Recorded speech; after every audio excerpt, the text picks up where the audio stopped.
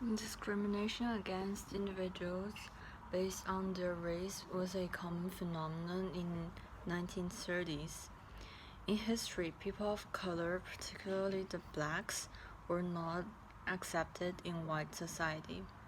The white majority exercised supremacy over the black minority, and the latter was mainly involved in manual labor. According to Lee, the discrimination against the black community primarily affected the African Americans because they were the largest ethnic population in the white society. Throughout the 19th and 18th centuries, people were kidnapped from the continent of Africa, and that's where most African American comes from. And they were forced into slavery in the American colonies, and they were exploited to work as indentured servants and labor. Although it's called indentured servants, it's mainly all just slavery. And enslaved people in the antebellum South constituted about 1/3 of the southern population. Most lived on large plantations or small farms.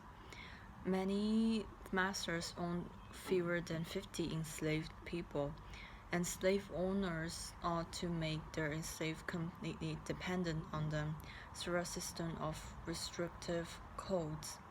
So, from the article, it is obvious to see that although many people don't have that much slaves, but having African American slaves is kind of like a popular thing at that time, and the slaves were usually prohibited from learning to read and write, like what we have read this year in the Douglas book, and their behavior and movement was restricted as well. And many slaves, they were forced to live away from their families. Like many slave owners, they separate women and their children and their husbands so that they can make the slaves more dependent on them instead of the family.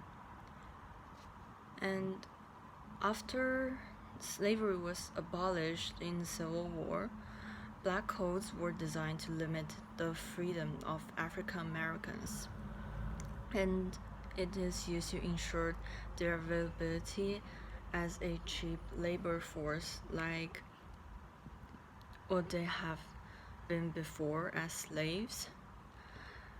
And many states required blacks to sign yearly labor contracts. If they refused, they risked being arrested, fined, and forced into unpaid labor. And also there is the segregation, which is separate but equal. Southern state legislators began enacting the first segregation laws, known as the Jim Crow laws.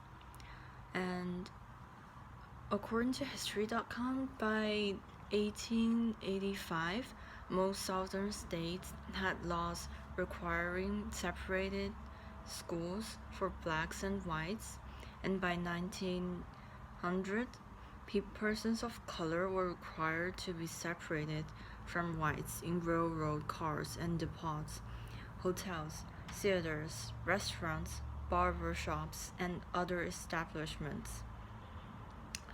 Also, by an 8-1 majority, the court upheld a Louisiana law that required the segregation of passengers on railroad cars.